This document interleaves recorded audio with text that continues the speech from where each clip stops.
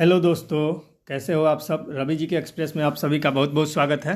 हाँ तो दोस्तों, चलिए इस वीडियो में हम आज रिवीजन करेंगे एनसीईआरटी क्लास 10th का चैप्टर नंबर 13 यानी अध्याय 13, जिसका नाम है हमारा पर्यावरण। और इसका पार्ट 1 हमने ऑलरेडी अपलोड करके रखा है, प्लेलिस्ट में आपको मिल जाएगा। और ये पार्ट 2 है, ठीक है। आधा से अधिक चैप्टर हमने करा दिया था पार्ट 1 में, और जो शेष रह गया है 13.2 से, तो वहाँ से हम लोग आज करेंगे, ठीक है।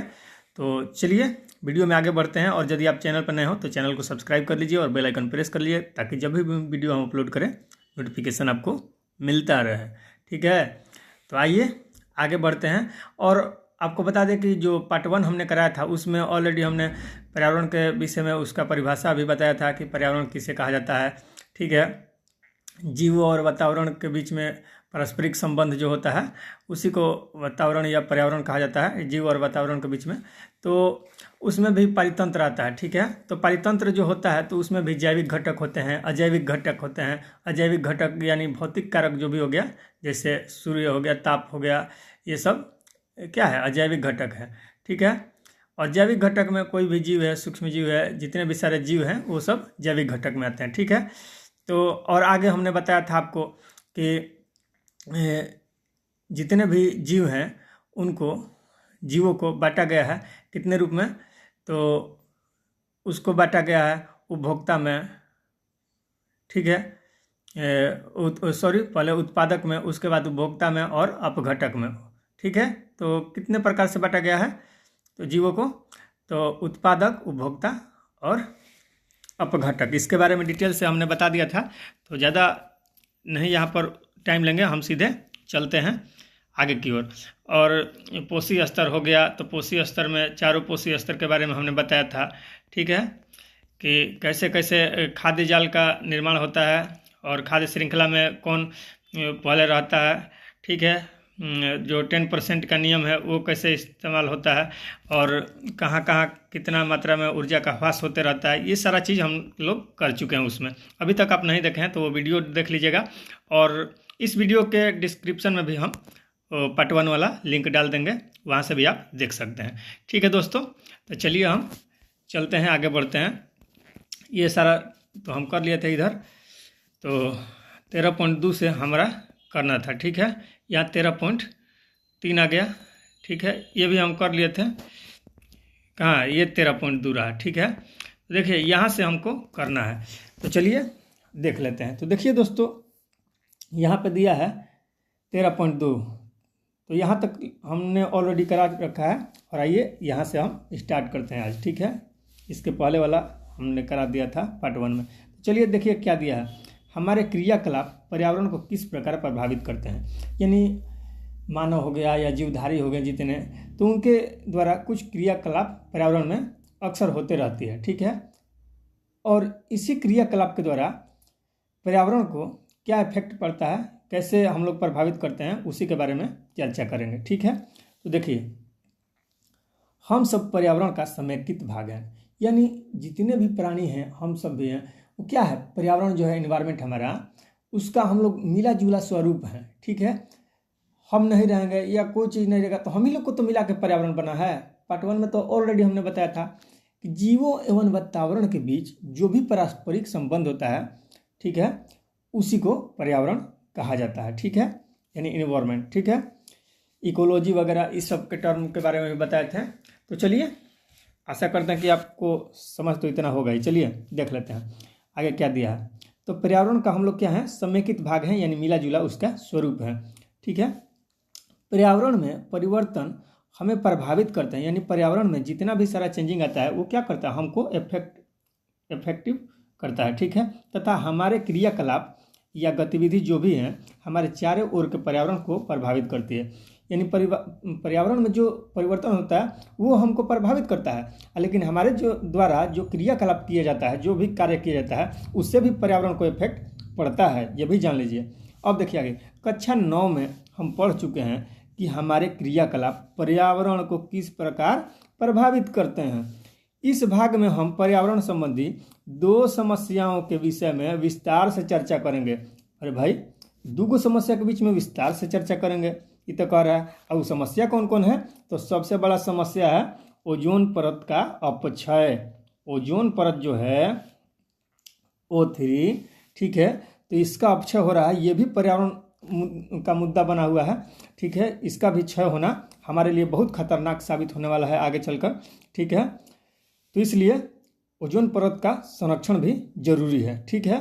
वैसे तो ओजोन जो है गैस वो विषैली गैस है, लेकिन इसका संरक्षण क्यों जरूरी है इसके बारे में भी विस्तार से चर्चा करेंगे। क्योंकि जो पराबैंगनी किरण होती है उससे हमको स्किन कैंसर होता है। वो जो आती है ऊपर से, ठीक है, तो ओजोन जो मंडल होता है उसके ऊपरी लेयर में उसका पूरा परसेंटेज रहता है पराबैंगनी किरण का। वहाँ से जो आती है तो ओजोन जो परत है, ओजोन लेयर, वही अपने में अब्जॉर्ब कर लेती है, यानी अवशोषित कर लेती है, वो आगे खींच लेती है। कहते हैं कहाँ जा रहे हैं, मानव को जाके स्किन में कैंसर पहुँचाएंगे, नहीं जाने देंगे। वहीं पर उसको पकड़ लेती है, कैप्चर कर लेती है, ठीक है। तो उसका कुछ भाग ही अंश नीचे तक, धरती तक आ पहुँचता है।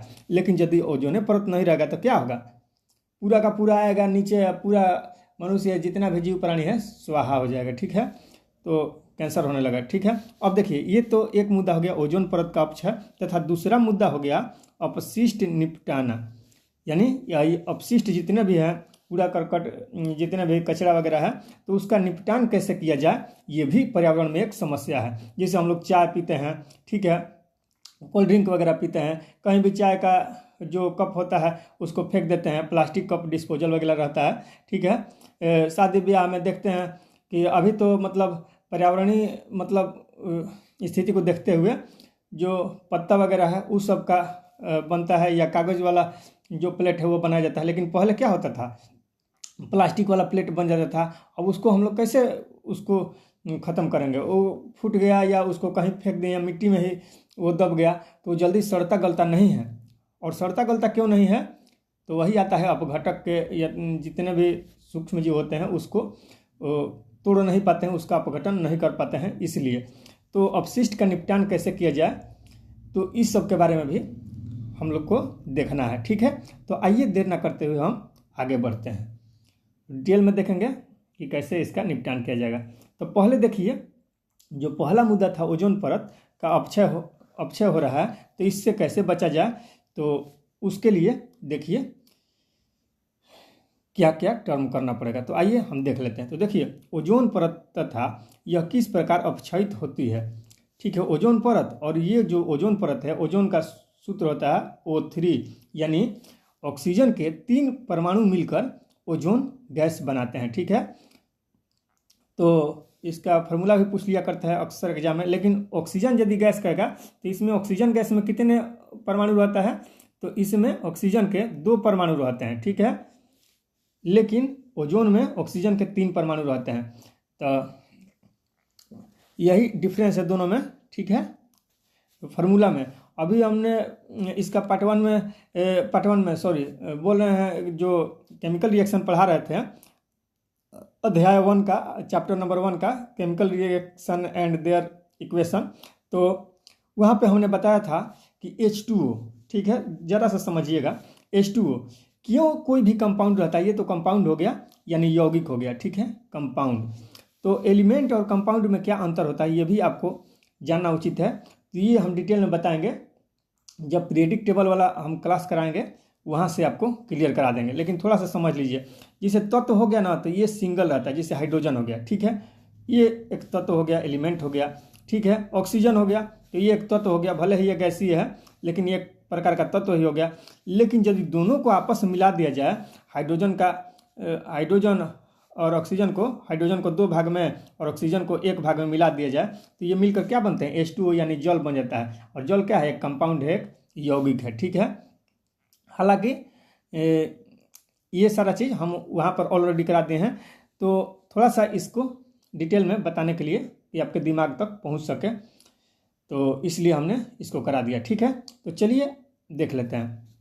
तभी हमने बताया कि ओजोन परत का, यानी ओजोन का सूत्र होता है O3, ठीक है। तो क्यों हम बता रहे थे अभी जल के बारे में, थोड़ा सा कंपाउंड और एलिमेंट के बारे में, क्योंकि यहाँ पे समझने वाला चीज़ है कि यदि परमाणुओं की संख्या घटा दिया जाए या बढ़ा दिया जाए तो उससे क्या हो जाएगा, उससे वो पूरा फार्मूला ही चेंज हो जाएगा, उसका नाम ही चेंज हो जाएगा। जैसे ऑक्सीजन का हम 2 परमाणु लेते हैं तो इसको हम ऑक्सीजन कहेंगे, वही ऑक्सीजन का यदि 3 परमाणु ले लेते हैं तो इसको ओजोन ऑफ गैस कहेंगे, ऑक्सीजन नहीं कहेंगे, ठीक है, ओजोन, ठीक है। तो यही कारण है, ठीक है। चलिए, रेशियो जैसे ही इधर उधर हुआ तो उसका नाम ही बदल जाएगा, ठीक है, पूरा खानदान है उसका नाम बदल जाएगा। चलिए आगे देख लेते हैं। देखिए यहाँ पे दिया है ओजोन यानी O3, देखिए यहाँ पे फार्मूला भी दिया है, इसको थोड़ा बड़ा कर लेगा भाई साहब, देखिएगा। अब भाई साहब, चेला चाहे दोस्त यार जो भी हैं आप लोग, एकदम बने रहिए, कहीं भी रहिए और निरंतर प्रयास करते रहिए, महाराज एकदम सफलता मिलेगा, दौड़ के आएगा जी, आपको खोजेगा। चलिए, पहले के ज़माने में आदमी कहते थे कि घर से दौड़ दौड़ कर नौकरी लगाता था, या तो नौकरी ही मुद्दा नहीं है, समझते जाइए, ठीक है। नौकरी क्या चीज़ है, आपको पकड़ के ले जाएगा, ठीक है। तो चलिए आते हैं, देखिए ओजोन यानी O3 के अणु ऑक्सीजन के 3 परमाणुओं से बनते हैं। देखिए ऑक्सीजन का ये 3 परमाणु है ना O3, इससे मिलकर क्या बनता है, ओजोन बनता है, ठीक है। यही चीज़ तो अभी बता रहे थे। अब देखिए क्या होता है, जबकि सामान्य ऑक्सीजन का फॉर्मूला क्या होता है, O2, ठीक है। सामान्य ऑक्सीजन जिसके विषय में हम प्रायः चर्चा करते हैं, ऑक्सीजन गैसवा जो हम लोग लेते हैं, कार्बन डाइऑक्साइड तो छोड़ते हैं, लेकिन ऑक्सीजन गैसवा नहीं लेते हैं, तो वो ऑक्सीजनवा में कितना रहता है, वो ऑक्सीजनवा में अणु में 2 परमाणु होते हैं। कितना परमाणु रहता है, 2 परमाणु रहता है, O2 लिखा था, ठीक है।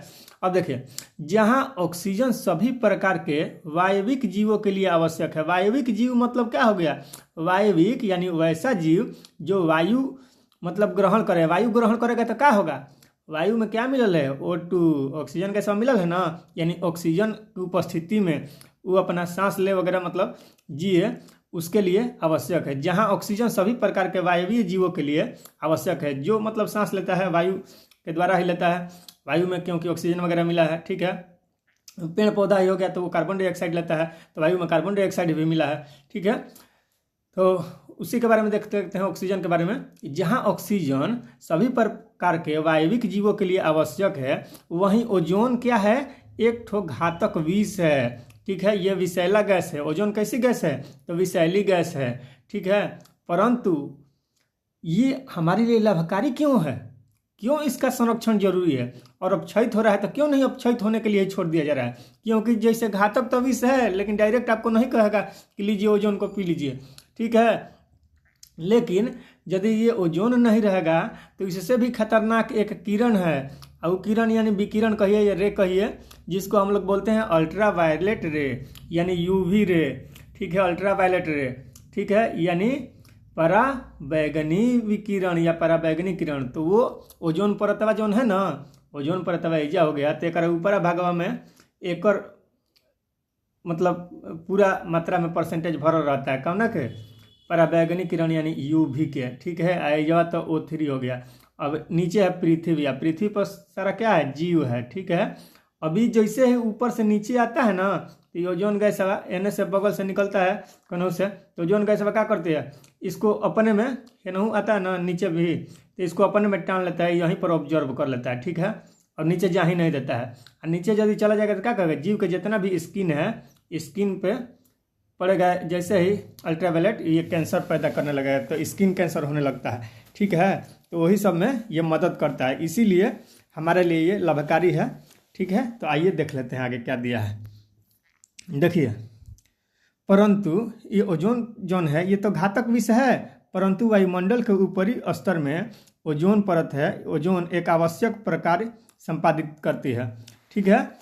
ओजोन जोन है ये घातक विष है, लेकिन वायुमंडल के ऊपरी परत में ये स्थित है। ओजोन मंडल सबसे ऊपरी में नहीं है, सबसे ऊपरी में तो बहिर्मंडल है, जिसको एक्सोस्फीयर कहते हैं, वो है। सबसे निचला में क्षोभ मंडल है, जिसको क्या बोलते हैं हम लोग, ट्रोपोस्फीयर, ठीक है। इसी में सारा घटना होता है मानव संबंधी, ठीक है। अब देखिए तो ओजोन एक आवश्यक प्रकार संपादित करती है, ठीक है, वायुमंडल में के स्तर जहाँ पर है वहाँ पर, ठीक है। यह सूर्य से आने वाली पराबैंगनी किरण, यानी ऊपर से जो सूर्य से नहीं अभी दिखाएं, सूर्य से जो पराबैंगनी किरण आती है ऊपर में, ओजोन परत के ऊपर रहती है, तो उस सारे को अपने में ऑब्जर्व कर लेती है, खींच लेती है, कहते हैं नीचे नहीं जाना है, यहीं पर रहो, ठीक है ना, तो मार के गोड़ तोड़े लगेंगे, ठीक है। तो वो क्या करता है, अपना में ऑब्जर्व कर लेता है, ठीक है। कौन? ओजोन परत, ठीक है। किसको? पराबैंगनी किरण को। तो नीचे नहीं आ पाती है। इससे क्या होता है, पृथ्वी को सुरक्षा प्रदान मिल जाता है, यानी सुरक्षा होता है, ठीक है। यह पराबैंगनी विकिरण जीवों के लिए अत्यंत हानिकारक है। कौन? पराबैंगनी किरण जो है, अल्ट्रावायलेट, जीव के लिए अत्यंत हानिकारक है। यदि नीचे आ जाएगा तो क्या करेगा, ये गैस, पराबैंगनी गैस मानव त्वचा का कैंसर उत्पन्न करेगा, यानी स्किन कैंसर होने लगेगा, ठीक है। तो इस तरह से ओजोन गैस हमारी पराबैंगनी किरण से स्किन कैंसर होने में सुरक्षा प्रदान करती है, ठीक है। अब देखिए, वायुमंडल के उच्चतर स्तर पर पराबैंगनी विकिरण के प्रभाव से ऑक्सीजन अणुओं से ओजोन बनती है, यानी जौन सबसे ऊपरी परत है वायुमंडल का, सबसे ऊपरी नहीं, मतलब जो ऊंचाई पर जो परत है, मतलब कहने का मतलब क्षोभ मंडल है, इसके बाद समताप मंडल है, इस तरह से है ना सारा मंडल। तो उसी तरह से वो क्षोभ मंडल से नीचे तो नहीं है, ऊपर ही ना है। तो वही बात है, वायुमंडल के उच्चतर स्तर पर, यानी पूरा हमारा वायुमंडल है, इसके ऊपरी भाग में जाइएगा तो वहाँ पर जो पराबैंगनी विकिरण है उसके संपर्क में, सॉरी दोस्तों, थोड़ा टेक्निकल फॉल्ट था तो उससे नहीं घबराना। तो देखिए यहाँ पे समझ लेते हैं। तो देखिए क्या था, वायुमंडल के उच्चतर स्तर पर पराबैंगनी विकिरण के प्रभाव से ऑक्सीजन अणुओं से ओजोन बनता है, ठीक है। जो ऑक्सीजन का अणु रहता है, इसी से क्या करता है, इसको जैसे ही पराबैंगनी विकिरण मिलता है, ये क्या करता है, इसको तोड़ देता है, यानी अलग अलग भाग में बना देता है, ठीक है। तो इस तरह से ऑक्सीजन के अलग अलग परमाणु मिलकर ओजोन गैस का निर्माण कर देते हैं, ठीक है। तो वही बात है। तो पूछेगा कि ओजोन गैस का कैसे निर्माण होता है, तो पराबैंगनी विकिरण उसका अपघटन कर देती है, यानी तोड़ देती है, तब जाके ओजोन गैस का निर्माण होता है। तो देखिए इसका थोड़ा सा आगे डिटेल देख लेते हैं। उच्च ऊर्जा वाले पराबैंगनी विकिरण ऑक्सीजन अणुओं को विघटित करके, यानी उसको तोड़ करके, उसका अपघटन करके स्वतंत्र ऑक्सीजन यानी फ्री ऑक्सीजन का परमाणु बना देती है। और ऑक्सीजन के ये स्वतंत्र परमाणु संयुक्त होकर, यानी एक में मिलकर, जैसे ये O हो गया, एक ये O हो गया और एक ये O हो गया, तीनों मिलकर क्या करेगा, ओजोन परत का निर्माण करेगा। यानी संयुक्त होकर, एकजुट होकर ये क्या कर देते हैं, ओजोन बना देते हैं, जिसको ऑक्सीजन से पराबैंगनी किरण तोड़ देती है। पराबैंगनी किरण देख रहे हैं, ये ऑक्सीजन है, इसको पराबैंगनी किरण क्या कर दिया, अलग कर दिया। तो ये क्या कर देता है, ये अपना अलग अलग, एक ऑक्सीजन और पहले से ये ऑक्सीजन का 2 अणु है, परमाणु है, ये दोनों मिलकर क्या कर देते हैं, O3 बना देते हैं, ठीक है। तो इस तरह से ऑक्सीजन का पराबैंगनी से जैसे मिलन होता है तो उसको तोड़ देती है, मिलन उसका अलगाव करा देती है, और फिर जाके वो क्या करता है, फिर बाद में अपना अपना अलग अलग हो जाता है, तब पर भी वो कहीं ना कहीं जाकर मिल जाता है, और मिलने के बाद क्या बनाता है, ओजोन गैस बना देता है, ठीक है। तो आइए देख लेते हैं। अब देखिए 1980 से वायुमंडल में ओजोन की मात्रा में तीव्रता से गिरावट आने लगी। कब से ओजोन परत की जो ओजोन लेयर है वहाँ पर ओजोन गैस की मात्रा में कब से गिरावट आने लगी, 1980 से, ठीक है। अब देखिए कैसे याद रखिएगा कि ओजोन परत की मात्रा में कब से गिरावट आने लगा, ठीक है। याद रखिएगा, याद रखने के लिए बता रहे हैं, बुरा गलत सोच नहीं रखना है। देखिए बीजेपी का गठन कब हुआ था, 1980 में, ठीक है। तो उसी समय से ओजोन परत की मात्रा में तीव्रता से गिरावट आने लगा। बाय द वे एग्जाम में पूछ दिया तो ईस्वी सन याद नहीं रहता है, लेकिन कुछ ना कुछ रिलेट करके याद रखिएगा ना, तो आपको दिमाग में रहेगा। तो ओजोन परत की मात्रा में तीव्रता से गिरावट कब से आने लगा, तो 1980 से, ठीक है, बीजेपी के गठन के समय से। देखिए अब देखिए क्लोरोफ्लोरोकार्बन, जिसको हम लोग शॉर्ट में CFC बोलते हैं, ठीक है।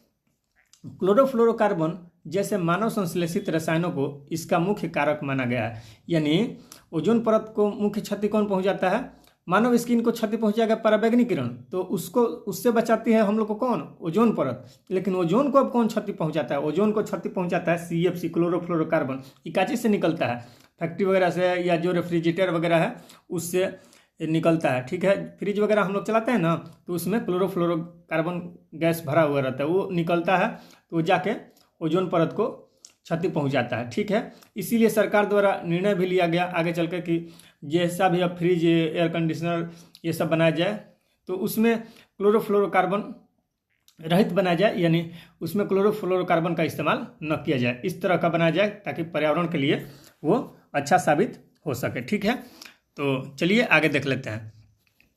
तो ये रहा, बीच बीच में थोड़ा सा टेक्निकल फॉल्ट है, तो उससे घबराना नहीं है। हमारा काम है अपने टारगेट पर, गोल पर अपना फोकस बनाए रखना। ठीक है, तो यदि मंजिलें ऊंची होंगी तो रास्ते में रुकावटें तो आएंगी ही।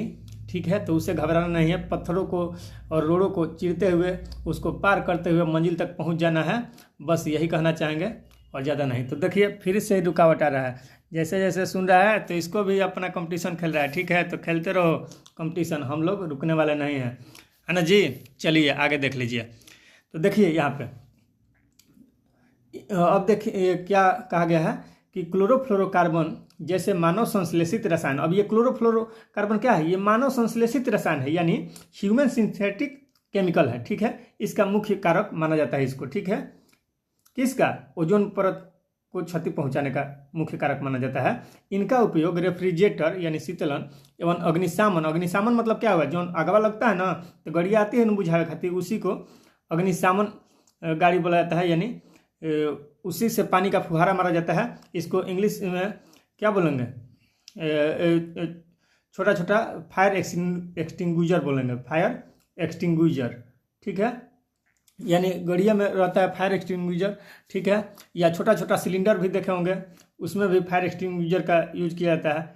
ठीक है, उसमें गैस भर के आग को बुझाया जाता है। ठीक है, अब देखिए तो वही है कि इनका उपयोग रेफ्रिजरेटर यानी शीतलन और अग्निशमन के लिए किया जाता है। किसका? क्लोरोफ्लोरोकार्बन का। और वहाँ से जो गैस निकलता है वहीं जाके ओजोन परत को हानि पहुंचाता है। अब देखिए क्या किया गया है, आगे देखिए। 1987 में संयुक्त राष्ट्र पर्यावरण कार्यक्रम यानी UNEP में सर्वानुमति बनी, यानी सब कोई से मतलब बीच में सम्मेलन हुआ और उसमें सब कोई के मति से ही, यानी सब कोई के मत से ही, योगदान से ही एक निर्णय लिया गया।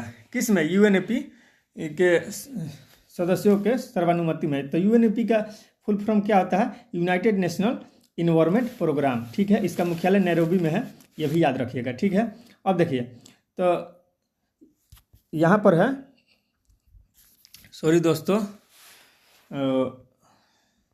थोड़ा सा बीच में फॉल्ट हो रहा है, उसके लिए क्षमा चाहते हैं।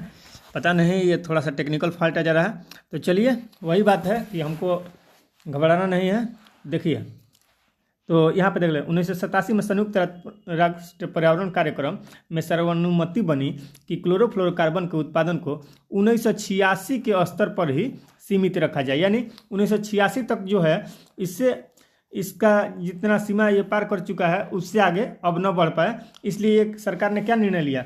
सरकार करने का मतलब UNEP ने, कि अब से जितने भी रेफ्रिजरेटर या अग्निशमन बनाएंगे उसमें क्लोरोफ्लोरोकार्बन का यूज नहीं किया जाएगा। तो इसीलिए इन्होंने कह दिया कि अब यह अनिवार्य है कि दुनिया भर की सभी विनिर्माण कंपनियां जो भी है इसका निर्माण करने वाली कंपनी, वो क्लोरोफ्लोरोकार्बन रहित रेफ्रिजरेटर बनाए, यानी क्लोरोफ्लोरोकार्बन उसमें नहीं रहना चाहिए। नहीं रहने, रहित मतलब न होना। ठीक है, ये मत समझ लिए कि रहित मतलब होना, रहित मतलब नहीं होना। ठीक है, यानी उसमें क्लोरोफ्लोरोकार्बन न रहे। अब देखिए क्रियाकलाप 13.4 में क्या दिया गया है? यहाँ पर दिया गया है, पुस्तकालय, इंटरनेट अथवा समाचार पत्रों से पता लगाइए कि कौन से रसायन ओजोन परत के अपक्षय के लिए उत्तरदायी हैं। तो ओजोन परत के अपक्षय के लिए, इसका क्षति पहुंचाने के लिए कौन सा पदार्थ है ज़्यादा जिम्मेदार? तो वो है CFC, यानी क्लोरोफ्लोरोकार्बन, जो कि ओजोन को क्षति पहुंचाता है। ठीक है, अब आगे देख लीजिए। पता लगाइए कि इन पदार्थों के उत्पादन एवं उत्सर्जन के नियमन संबंधी कानून ओजोन क्षरण कम करने में कितने सफल रहे हैं। अब देखिए, ओजोन परत संरक्षण के लिए ओजोन दिवस भी मनाया जाता है, प्रत्येक साल मनाया जाता है। कब मनाया जाता है ओजोन दिवस? तो ये मनाया जाता है, ओजोन डे मनाया जाता है कब? ये 16 सितंबर को मनाया जाता है। कब मनाया जाता है? 16 सितंबर को। एग्जाम में पूछता है, ये भी याद कर लीजिएगा। ठीक है, और इसी से संबंधित है नियम जो कि आया था, मॉन्ट्रियल प्रोटोकॉल। ठीक है, तो मॉन्ट्रियल प्रोटोकॉल किससे संबंधित है? तो ये भी ध्यान रखिएगा, मॉन्ट्रियल प्रोटोकॉल। ठीक है, ओजोन संरक्षण, यानी ओजोन संरक्षण से ही संबंधित है मॉन्ट्रियल प्रोटोकॉल। कौन सा प्रोटोकॉल? मॉन्ट्रियल मॉन्ट्रियल प्रोटोकॉल, ठीक है, प्रोटोकॉल। ध्यान रखिएगा, एग्जाम में VVI है, पूछता है मॉन्ट्रियल प्रोटोकॉल का संबंध किससे है, तो ओजोन संरक्षण से, ठीक है। ओजोन दिवस कब मनाया जाता है, 16 सितंबर को, ये भी ध्यान रखिएगा। तो देखिए यहाँ पे क्या दिया गया है, सॉरी, यहाँ पे दिया गया है, पता लगाइए कि इन पदार्थों के उत्पादन एवं उत्सर्जन यानी उससे जो निकलता है उसके नियमन संबंधी कानून ओजोन संरक्षण कम करने के लिए, ओजोन क्षरण कम करने के लिए कितने सफल रहे हैं।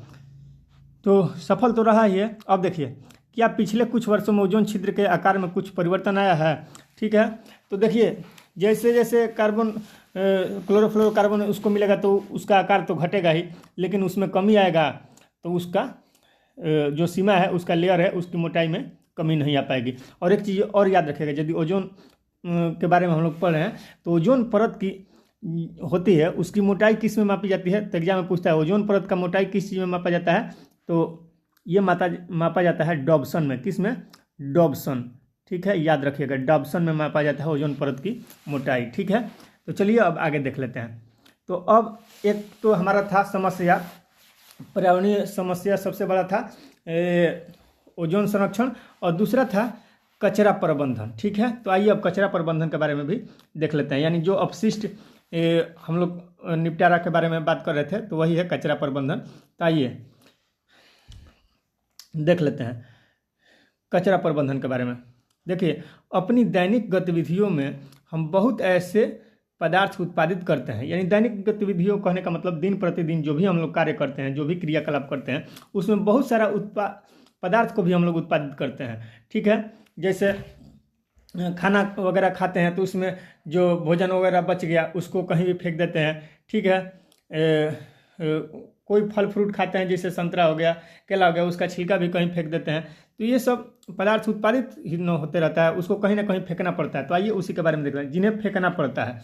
इनमें से अपशिष्ट पदार्थ क्या हैं, तो वही सब अपशिष्ट पदार्थ होते हैं जो कि सड़ गल ना पाए। कुछ पदार्थ होते हैं कि जो सड़ गल जाते हैं, और ये सारे भी अपशिष्ट में ही आएंगे। तो देखिए आगे हम लोग इसके बारे में डिटेल से देखते हैं। जब हम उन्हें फेंक देते हैं तो उनका क्या होता है, मतलब क्या होने का मतलब ये रहा, क्या वो अपघटित हो पाते हैं यानी सड़ गल पाते हैं, या पहले जैसे ही वो प्रकृति में मौजूद रहते हैं, बने रहते हैं, कितना भी भले दिन हो जाए। तो कुछ पदार्थ ऐसे होते हैं जिनका अपघटन हो जाता है, किनके द्वारा, तो जो सूक्ष्म जीव हैं उनके द्वारा अपघटन हो जाता है, लेकिन किन्हीं किन्हीं का अपघटन एंजाइमों द्वारा नहीं हो पाता है, ठीक है। तो उस जिसका नहीं हो पाता है उसको अजैव निम्नकरणीय करते हैं, और जिसका अपघटन हो जाता है यानी टूट के सड़ गल जाता है, अपघटन हो जाता है, उसको हम लोग जैव निम्नकरणीय बोलते हैं, ठीक है। तो आइए देख लेते हैं। देखिए यहाँ पे ये तो वीडियो ज़्यादा फॉल्ट हो रहा है, टेक्निकल प्रॉब्लम आ गया है, पता नहीं क्यों बार बार लाइट बंद हो जा रहा है। अच्छा, थोड़ा देर में और ये चैप्टर ख़त्म ही हो जाएगा, टेंशन नहीं लेने का, बाद में हम देखेंगे वीडियो को करा के। लेकिन हमारा रुकावट भी नहीं रहा, कोई दिक्कत होने वाला नहीं है, वो अपना काम कर रहा है और हम अपना काम कर रहे हैं। तो चलिए देख लेते हैं आगे। देखिए, जब हम उन्हें फेंक देते हैं तो उनका क्या होता है। आइए इन प्रश्नों का उत्तर जानने के लिए निम्नलिखित क्रियाकलाप करते हैं, यानी कुछ क्रियाकलाप करते हैं। तो आइए हम लोग क्रियाकलाप करिए लेते हैं। देखिए, हमने जैव प्रक्रम वाले अध्याय में पढ़ा है कि हमारे द्वारा खाए गए भोजन का पाचन विभिन्न एंजाइमों द्वारा किया जाता है। क्या आपने कभी सोचा है कि एक ही एंजाइम भोजन के सभी पदार्थों का पाचन क्यों नहीं करता, क्यों अलग अलग एंजाइमों की जरूरत पड़ती है। तो आइए देखते हैं। एंजाइम अपनी क्रिया में विशिष्ट होते हैं, ठीक है, वो अलग अलग क्रिया अपना स्पेशल रूप से करते हैं, ठीक है।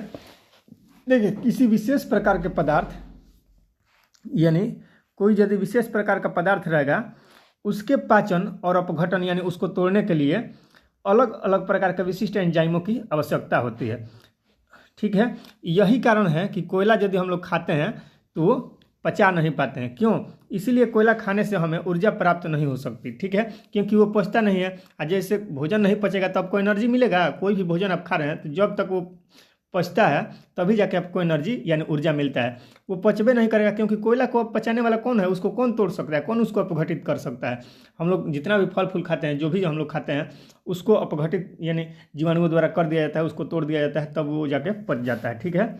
इसी कारण बहुत से मानव निर्मित पदार्थ जैसे कि प्लास्टिक हो गया, उसका अपघटन जीवाणु अथवा दूसरे मृत जीवियों द्वारा नहीं हो सकता, ठीक है, और वो पर्यावरण में बने हुए रहते हैं, ठीक है।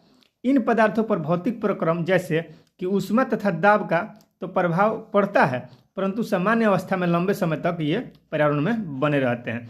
और वे पदार्थ जो जैविक प्रक्रम यानी सूक्ष्म जीवों द्वारा अपघटित हो जाते हैं उनको जैव निम्नकरणीय कहते हैं, यानी जो सड़ गल जाता है। जैसे केला खा के फेंक दिए तो वो तो मिट्टी में वो क्या हो गया, वो उसको अपघटित कर दिया जाएगा जीवाणुओं द्वारा, वो सड़ गल जाएगा, ठीक है, और वो मिट्टी बन जाएगा, ठीक है। लेकिन यदि आप कप वगैरह प्लास्टिक का फेंक दिए तो देखते हैं मिट्टी हटाते हैं, खेती वगैरह करते होंगे तो उसमें पॉलीथीन वगैरह जो रहता है बहुत दिनों के बाद भी मिलते रहता है नीचे मिट्टी में, ठीक है, वो सड़ता गलता नहीं है जल्दी, तो उसको हम लोग अजैव निम्नकरणीय कहते हैं, जो कि जीवाणुओं द्वारा अपघटित नहीं किए जा सके, ठीक है। तो आशा करते हैं कि आप समझ गए होंगे।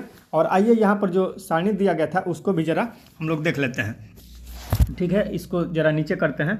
देखिए इसमें क्या दिया गया है, क्रियाकलाप 13.5 में। तो देखिए यहाँ पे दिया गया है अपने घर से कचरा एकत्र कीजिए, ठीक है। घर से कचरा एकत्र कर लेना है। इसमें पूरे दिन में उत्पन्न कूड़ा कचरा, जितना भी एक दिन में कूड़ा कचरा इकट्ठा हुआ है उस पर ध्यान देने का बात यह है कि जैसे कि रसोई का कूड़ा हो गया, उसमें संदूषित भोजन रहता है, ठीक है। इसको थोड़ा मिटा देते हैं आपसे। देखिए उसमें क्या होता है, रसोई का कूड़ा में संदूषित भोजन यानी बचा हुआ भोजन रहता है, ठीक है। सब्जियों के छिलके रहते हैं, चाय की उपयोग की गई पत्तियां रहती हैं, दूध की खाली थैली या खाली डिब्बे भी मौजूद हो सकते हैं, रद्दी कागज रहता है, दवा की खाली बोतल, स्ट्रिप्स वगैरह, बबल पैक, पुराने फटे कपड़े तथा टूटे जूते आदि हो सकते हैं कचरा में, ठीक है, क्योंकि आप उसको कहीं ना कहीं फेंकिएगा, ठीक है। अब देखिए इसमें से कौन कौन है कि जो सड़ गल जाएगा, आप फेंक दिए, कौन कौन है कि नहीं सड़ेगा गलेगा, तो इस चीज़ों पर ध्यान देना है, ठीक है। अब देखिए इसे विद्यालय के बगीचे में एक गड्ढे में दबा दीजिए, गड्ढा खोद कर दबा दीजिए और कुछ दिन के बाद उसको क्या करना है, देखते रहना है कि कौन सा सड़ा कौन सा नहीं सड़ा, किसका जैव निम्नकरणीय हो गया, किसका जैव निम्नकरणीय नहीं हो गया। यानी जीवों द्वारा जिसका अपघटन किया जा सके उसको जैव निम्नकरणीय, और जिसका अपघटन यानी तोड़कर उसको सड़ा गला न दिया जाए उसको अजैव निम्नकरणीय कहते हैं। ये चीज़ तो आप समझ गए होंगे। तो आइए देख लेते हैं। तो इसे विद्यालय के एक बगीचे में एक गड्ढे में दबा दीजिए। यदि ऐसा स्थान उपलब्ध न हो तो इसे कचरे को किसी पुरानी बाल्टी अथवा गमला में एकत्र करके अब क्या कीजिए, 15 सेंटीमीटर मोटा मिट्टी के ऊपर लेयर बनाइए, ठीक है। यानी 15 सेंटीमीटर तक ले उस मिट्टी से उसको बाल्टी को भर दीजिए या टब को, ठीक है, और उसी से उस कचरा को ढक दीजिए, ठीक है। अब क्या कीजिए, इसे नम रखिए यानी उसमें नमी बना रहे तथा 15 दिनों के अंतराल पर इसका अवलोकन करते रहिए, ठीक है, कि क्या वो सड़ गल रहा है कि नहीं। वह कौन से पदार्थ हैं जो लंबे समय भी अपरिवर्तित रहते हैं। अब देखिएगा कि कौन कौन सा पदार्थ है जो लंबा समय तक वो अपरिवर्तित यानी उसमें चेंजिंग नहीं आया। तो जैसे केला का छिलका वगैरह हो गया, फल हो गया, संदूषित भोजन ये था, ये सब तो सड़ गल जाएगा। लेकिन वहीं यदि देखिएगा दूध की खाली थैली जो रहेगा प्लास्टिक वाला वो नहीं सड़े गलेगा, ठीक है। दवा की खाली बोतल वगैरह ये सब सड़े गलेगा नहीं, ये सब अजैव निम्नकरणीय हो जाएगा पदार्थ, ठीक है। आइए देख लेते हैं वे कौन से पदार्थ हैं जिनके स्वरूप एवं संरचना में परिवर्तन आता है। तो किनके किनके में संरचना आएगा, जैसे संदूषित भोजन हो गया, सब्जियों के छिलके हो गए, इनमें परिवर्तन आ जाएगा क्योंकि ये सड़ गल चुके होंगे, ठीक है। अब आइए आगे देख लेते हैं। जिन पदार्थों के स्वरूप में समय के साथ परिवर्तन आया है उनमें कौन से पदार्थ अति शीघ्र परिवर्तित हुए, कौन कौन, तो वही है सब्जियों के छिलके वगैरह, ठीक है, चाय की उपयोग की गई पत्ती या संदूषित भोजन, ये सब में जल्दी परिवर्तन आ जाता है, ठीक है। अब आगे देखिए क्या दिया है। आशा करते हैं कि आप समझ गए होंगे। हाँ, तो हम लोग यहीं पर थे कि कोयला खाने से हमें ऊर्जा प्राप्त नहीं हो सकती। इसी कारण बहुत से मानव निर्मित पदार्थ जैसे कि प्लास्टिक का अपघटन जीवाणु अथवा दूसरे मृत जीवियों द्वारा नहीं हो सकता। इन पदार्थों पर भौतिक प्रक्रम जैसे ऊष्मा तथा दाब का प्रभाव तो होता है, यानी टेम्परेचर और दाब का प्रभाव होता है, परंतु सामान्य अवस्था में भी ये क्या होते हैं, लंबे समय तक बने रहते हैं पर्यावरण में, ठीक है। ये पदार्थ जो जैविक प्रक्रम द्वारा अपघटित हो जाते हैं यानी टूट जाते हैं उसको जैव निम्नकरणीय यानी बायोडिग्रेडेबल कहते हैं, और जो नहीं टूटता है उसको अजैव निम्नकरणीय यानी नॉन बायोडिग्रेडेबल कहते हैं, ठीक है। अब देखिए आपके द्वारा दबाए गए पदार्थों में से कितने जैव निम्नकरणीय थे, अभी आपने देख ही लिया कौन कौन से जैव निम्नकरणीय है। ये पदार्थ जो इस प्रक्रम में अपघटित नहीं होते हैं उनको क्या कहेंगे, अजैव निम्नकरणीय कहेंगे, ठीक है। वही दिया होगा। चलिए आगे देख लेते हैं। जो नहीं होते हैं उनको क्या कहते हैं, देखिए यहाँ पे अजैव निम्नकरणीय यानी नॉन बायोडिग्रेडेबल कहते हैं। यह पदार्थ सामान्यतः अक्रिय यानी इनर्ट, ठीक है, यानी कोई इसमें रिएक्शन नहीं होता है, उस प्रकार के होते हैं, तथा लंबे समय तक पर्यावरण में बने रहते हैं, कोई भी उन पर सक्रियता ही नहीं रहेगा, ठीक है, ना सड़ेगा ना गलेगा, वैसे का वैसे ही रहेगा, अथवा पर्यावरण के अन्य सदस्यों को वो क्या कहते हैं, हानि पहुंचाते हैं, ठीक है। इससे पहले आगे बढ़ने से पहले ये डाटा थोड़ा देख लें, यहाँ पे जो दिया था, देखिए यहाँ पे 13.6 में क्या दिया है, देखिए पुस्तकालय अथवा इंटरनेट द्वारा जैव निम्नकरणीय एवं अजैव निम्नकरणीय पदार्थों के विषय में अधिक जानकारी प्राप्त कीजिए, ठीक है, वैसे भी आप कर सकते हैं, हालांकि आपका तो कन्फ्यूजन दूर हो ही गया होगा। अब देखिए अजैव निम्नकरणीय पदार्थ कितने समय तक पर्यावरण में इसी रूप में बने रह सकते हैं, तो बहुत दिन रह सकते हैं, ठीक है। अब देखिए आजकल जैव निम्नकरणीय प्लास्टिक उपलब्ध है, ठीक है, यानी प्लास्टिक उपलब्ध है लेकिन वो भी कैसा जैव निम्नकरणीय क्यों है, क्योंकि उसमें कागज़ का मात्रा ज़्यादा होता है, मिलाया हुआ रहता है, इसलिए वो जीवों द्वारा अपघटित कर दिया जाता है, इसलिए जैव निम्नकरणीय प्लास्टिक है, ठीक है। इन पदार्थों के विषय में और अधिक जानकारी प्राप्त कीजिए तथा पता लगेगा कि क्या उनसे पर्यावरण को हानि हो सकती है अथवा नहीं, तो पर्यावरण को इससे कम हानि होता है, ठीक है। आइए अब आगे बढ़ते हैं, आशा करते हैं कि आप समझ गए होंगे। अब देखिए यहाँ तक में हमने तो कर लिया था कि लंबे समय तक पर्यावरण में बने रहते हैं, क्यों, क्योंकि ये अक्रिय रहते हैं, कोई इनमें एक्टिविटी नहीं रह जाता है, ठीक है, तथा पर्यावरण के अन्य सदस्यों को हानि पहुंचाते रहते हैं। अब देखिए किसी भी नगर एवं कस्बे में जाने पर चारों ओर कचरे के ढेर दिखाई देते हैं, कहीं भी जाइएगा सिटी वगैरह में कहीं भी तो देखिएगा कि रोड के किनारे वगैरह कचरा का ढेर लगा रहता है, ठीक है। किसी पर्यटन स्थल पर जाइए, हमें विश्वास है कि वहाँ पर भी बड़ी मात्रा में खाद्य पदार्थों की खाली थैलियाँ इधर उधर फैली हुई दिखी जाएगी, ठीक है। पिछली कक्षाओं में हमने स्वयं द्वारा उत्पादित इस कचरे से निपटान के उपायों का चर्चा भी किया है। आइए इस समस्या पर अधिक गंभीरता से ध्यान दें, और उससे पहले 13.7 का सारणी देख लें, इसमें क्रियाकलाप में क्या दिया है। देखिए पता लगाइए कि घरों में उत्पादित कचरे का क्या होता है, क्या किसी स्थान से इसे एकत्र करने का कोई प्रबंध है। हाँ, अब तो सरकार द्वारा बहुत सारा कचरा अभियान ये चलाया गया है, कचरा वाला आता है और लेकर चला जाता है, ठीक है, सूखे कचरे को अलग किया जाता है, गीले कचरे को अलग रखा जाता है, रखना भी चाहिए, ठीक है। आइए अब देख लेते हैं, स्टेशन वगैरह पे भी देखे होंगे कि कचरा को रखने के लिए बनाया गया है, उसमें आप लोग इधर उधर स्टेशन पर नहीं फेंक दिया जाता है, चाय वगैरह पी के या जो भी चीज़ आप यूज करते हैं, खाते पीते हैं, किसी चीज़ का चिप्स वगैरह का पैकेट, तो उसके लिए डस्टबिन का वहाँ पर अब यूज किया जाता है, ठीक है। क्यों, क्योंकि पर्यावरण से हम लोग को अधिक मात्रा में रिलीफ मिले और पर्यावरण संदूषित ना हो, ठीक है। तो देखिए आगे देख लेते हैं, तो यहाँ पर देखिए पता लगाइए कि स्थानीय निकायों यानी जैसे स्थानीय निकाय में हो गया, पंचायत हो गया, नगर पालिका, आवास कल्याण समिति, इनके द्वारा इसका निपटान किस प्रकार किया जाता है। क्या वहाँ जैव अपघटित तथा अजैव अपघटित कचरे को अलग अलग करने की व्यवस्था है। तो बिल्कुल अब तो सभी जगह धीरे धीरे हो रहा है, लेकिन तब पर भी इस पर नागरिक ज़्यादा ध्यान नहीं देते हैं, ठीक है। अब देखिए गणना कीजिए कि एक दिन घर से कितना कचरा उत्पादित होता है, इसमें से कितना कचरा जैव निम्नकरणीय है और कितना अजैव निम्नकरणीय है। गणना कीजिए कि कक्षा में प्रतिदिन कितना कचरा उत्पादित होता है, ठीक है, यानी कागज वगैरह फाड़ फूड़ के फेंक देते हैं, इसमें से कितना कचरा जैव निम्नकरणीय है। इस कचरे के निपटान के कुछ उपाय सुझाइए, ठीक है। तो अभी हमने बताया कि जो जैव निम्नकरणीय रहेगा उसको मिट्टी में वगैरह में गाड़ और दीजिएगा, तो गड्ढा खोद के, तो वो क्या होता है, सड़ गल जाता है, ठीक है। इस तरह से समाधान पा सकते हैं। अब देखिए आगे 13.8 भी दिया है क्रियाकलाप, इसको भी देख लेते हैं। देखिए तो दोस्तों यदि आपको लग रहा होगा कि हम ज़्यादा जल्दी बोल रहे हैं, तो उसके लिए घबराना नहीं है, स्पीड में साइड में जाइएगा दाहिना कॉर्नर पे, वहाँ पे साइड में 3 बटन होगा, उस पर क्लिक कीजिएगा और स्पीड वहाँ से कम कर सकते हैं आप। तो चलिए देख लेते हैं। पता लगाइए कि आपके क्षेत्र में मल व्ययन की क्या व्यवस्था है। मल व्ययन मतलब जैसे मल का हम लोग त्याग करते हैं, तो उसका क्या मतलब शौचालय वगैरह है या खुले में वो होता है, या शौचालय भी बनता है तो उसका डायरेक्ट टंकी मतलब होता है, टंकी का निकास जो होता है वो टंकी बना कर नहीं, वो बाहर के किसी नाले या नदी में विसर्जित कर दिया जाता है, ठीक है। सीधे वो बह के वहाँ चला जाता है। तो उसी के बारे में दिया है कि पता लगाइए कि आपके क्षेत्र में मल विवरण की क्या व्यवस्था है, क्या वहाँ इस बात का प्रबंध है या मैनेजमेंट है कि स्थानीय जलाशय एवं जल के अन्य स्रोत जो है अनउपचारित वाहित मल से प्रभावित न हो, यानी डायरेक्ट तो नदी में नहीं जा रहा है। अभी आप देखे होंगे उड़ीसा वगैरह या जो अधिक सारे जो पहाड़ी क्षेत्र हैं वहाँ पर क्या होता है, डायरेक्ट जो लाइटिंग वाला जो रहता है शौचालय का पाइप, वो मेन टंकी नहीं बना होता है, डायरेक्ट नाले वगैरह में बहा दिया जाता है मलमूत्र, ठीक है। तो और वही पानी आदमी साफ करा कर फिल्टर करा कर पीता भी है, कंपनियां उसी को क्या करती है, उसी को प्यूरिफाई करके उसी से पानी भी पीने का बनाया गया है, ठीक है। तो ये सब नहीं करना चाहिए, तो उसके लिए हम ही लोग जिम्मेदार हैं, ठीक है। अब देखिए, और सरकार को भी इसके लिए प्रबंध करना चाहिए, और सरकार तो करता ही रहता है। तो चलिए आगे देख लेते हैं।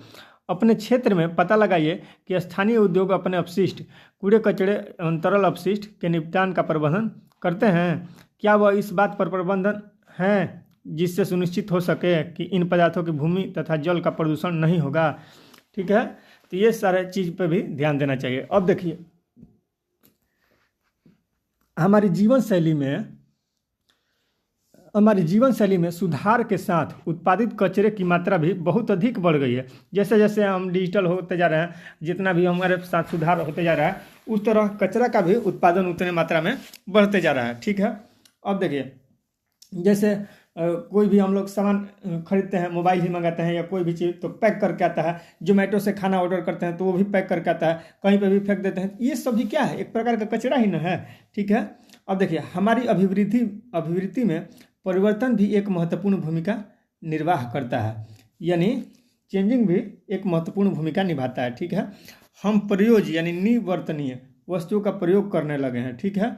पैकेजिंग के तरीकों में बदलाव से अजैव निम्नीकरणीय वस्तु के कचरे में पर्याप्त वृद्धि हुई है। जैसे जैसे पैकेजिंग के तरीका में चेंजिंग आया है, तो अजैव निम्नीकरणीय है जो सड़ गल नहीं सकता, वैसी वस्तुओं का जो कचरा है उसमें वृद्धि हुआ है।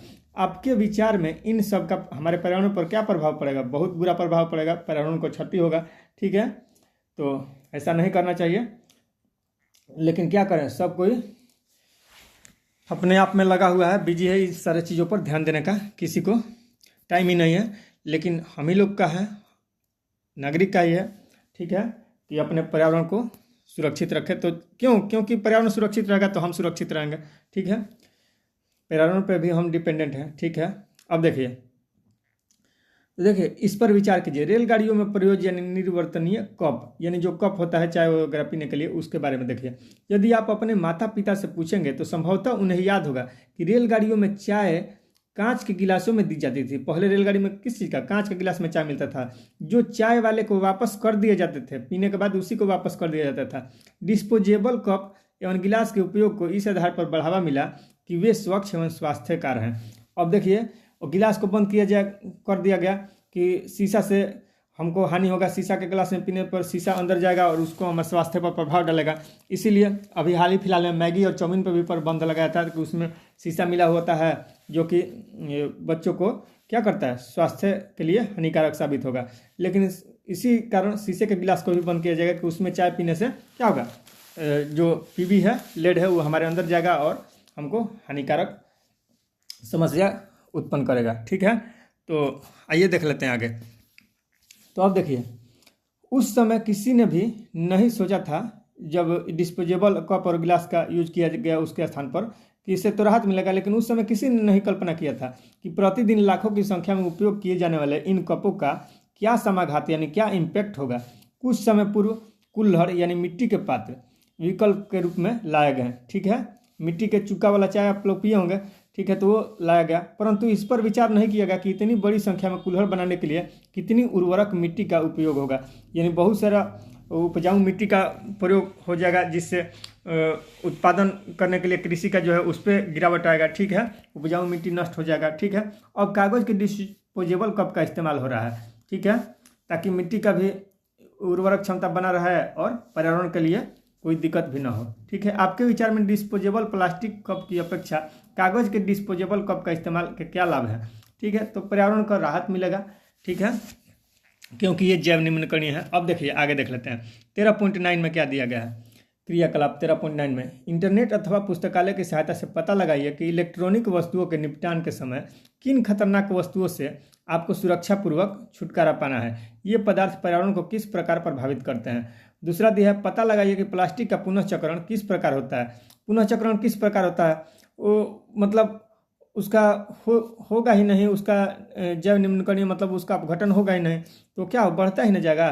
क्या प्लास्टिक के पुनःचक्रण का पर्यावरण पर कोई समाघात होता है, बहुत बड़ा इम्पैक्ट होता है। चलिए आगे देख लेते हैं। तो ये खत्म हो गया चैप्टर। अब देखिए इसमें क्या आपने सीखा, तो ये भी मोस्ट इंपॉर्टेंट पॉइंट है सारा, इसको भी एक नज़र देख लेते हैं और आपका ये चैप्टर खत्म हो जाएगा। तो देखिए परितंत्र के विभिन्न घटक अन्योन्याश्रित होते हैं, यानी एक दूसरे पर आश्रित होते हैं, ठीक है, विभिन्न प्रकार के क्रियाकलापों द्वारा, ठीक है।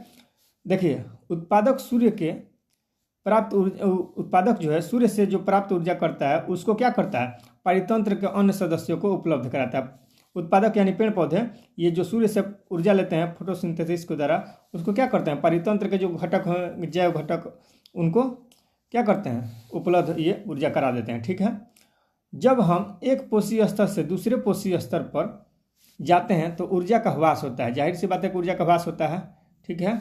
यह आहार श्रृंखला में पोषी स्तरों को सीमित कर देता है, यानी आहार श्रृंखला में पोषी स्तरों को सीमित करने का सबसे मुख्य कारण क्या है कि जब एक पोषी स्तर से दूसरे पोषी स्तर में जैसे ऊर्जा जाता है तो उसमें से कुछ ना कुछ ऊर्जा जो होता है माइनस में हो जाता है, ह्रास हो जाता है, ठीक है, एनर्जी का ह्रास हो जाता है, ठीक है, यही कारण है। अब देखिए मानव की गतिविधियों का पर्यावरण पर समाघात होता है, यानी जो जो मानव क्रियाकलाप करता है पर्यावरण पर भी उसका इम्पैक्ट पड़ता है। अब आगे देख लीजिए नेक्स्ट पॉइंट क्या है। नेक्स्ट पॉइंट है यहाँ पर दिया गया है, क्लोरोफ्लोरोकार्बन जैसे केमिकल ने ओजोन परत के नुकसान पहुँचाया है। ओजोन परत को क्या किया है, नुकसान पहुँचाया है, क्योंकि ओजोन परत सूर्य से आने वाली पराबैंगनी किरण विकिरण से सुरक्षा प्रदान करती है, अतः इसकी क्षति पर्यावरण को नुकसान पहुँचा सकता है। क्योंकि ओजोन परत की क्षति होगी तो हमारे लिए भी क्षति होगा, क्योंकि ये हमारे लिए स्किन कैंसर से राहत दिलाती है। अब देखिए हमारे द्वारा उत्पादित कचरा जैव निम्नकरणीय अथवा अजैव निम्नकरणीय हो सकता है, यानी दोनों प्रकार का हो सकता है, जैव निम्नकरणीय भी हो सकता है और नॉन बायोडिग्रेडेबल यानी अजैव निम्नकरणीय भी हो सकता है। नेक्स्ट पॉइंट है, हमारे द्वारा उत्पादित कचरे का निपटान एक गंभीर पर्यावरणीय समस्या। बहुत बढ़िया बात है, ये तो बढ़िया बात क्या है, मतलब ये तो खराब बात है, लेकिन कहने का मतलब बढ़िया बात इसलिए कि ये इम्पोर्टेंट है, ठीक है, कि निपटान जो करने का है, समाधान करने का, कचरे का समाधान या निपटान, वो पर्यावरण का सबसे बड़ा समस्या और गंभीर समस्या बन चुका है। अब देखिए अभ्यास में कुछ प्रश्न दिया गया जिसमें लघु उत्तरीय प्रश्न भी है और ऑप्शनल भी है। तो ऑप्शनल वाला जो MCQ टाइप का है इसको आइए देख लेते हैं फटाफट। तो देख लीजिए, निम्नलिखित में से कौन से समूह में केवल जैव निम्नकरणीय है, जैव निम्नकरणीय यानी जो सड़ गल जाए, जीवों द्वारा अपघटित कर दिया जाए, ठीक है। तो सड़ता गलता कौन है, तो घास, फूस और चमड़ा। चमड़ा सड़ेगा गलेगा नहीं, सड़ेगा गलेगा। घास, लकड़ी तथा प्लास्टिक नहीं होगा। घास तो हो जाएगा, लकड़ी भी कुछ दिनों के बाद हो जाएगा, लेकिन प्लास्टिक का नहीं हो पाएगा। फलों के छिलके हो जाएगा, केक हो जाएगा, नींबू का रस, ठीक है, तो ये सब हो जाएंगे, ठीक है, ये सब हो जाएंगे। केक हो जाएगा, लकड़ी नहीं हो पाएगा और घास भी हो जाएगा, तो ये भी नहीं होगा, लेकिन फलों के छिलके, केक और नींबू का रस ये सब आसानी से सड़ गल जाएंगे, तो जैव निम्नकरणीय है, ठीक है। लकड़ी भी हो सकता है लेकिन इसमें भी टाइम लगता है, ठीक है।